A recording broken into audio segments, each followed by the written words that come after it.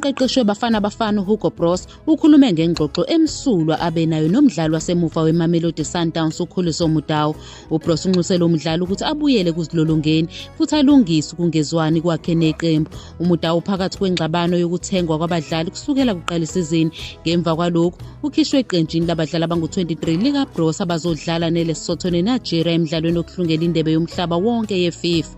Muva nje uMudau wayeka ukuziqeqesha neSundowns ngenhloso yokuphoqa ukuthi alishiye leli qembu. uBroos uqinisekisile ukuthi wamthinta lo mdlali ngaphambi kokuphothula kwesimemezelo sesquad. uBroos uthe waqale wathinta iClub ukuze aqonde isimo wabe senikeza usizo lwakhe lokuxazulula lolu daba.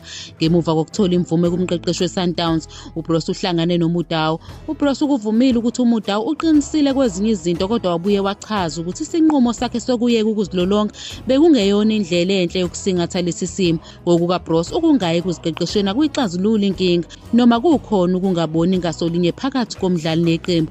uBroos ukugcizelela ukuthi ukuziqeqesha kuyisibopho somdlali. Uphinde waveza ukuthi umdlali anganqaba ukudlala kuze kuxazululeke inkinga kodwa kumele azilolonge.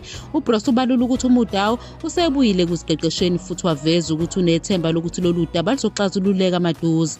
uBroos uchaza uMudau njengomdlali odlala kwesokudla ohamba phambili kuleli nongomunye wabadlali abahamba phambili eAfrika okwenza kube nzima ukungabi naye eqenjini lesizwe. uBroos ukholelwa ukuthi kungumsebenzi womqeqeshi weBafana Bafana ukusiza ukuxazulula izinkinga ezifuze lezi.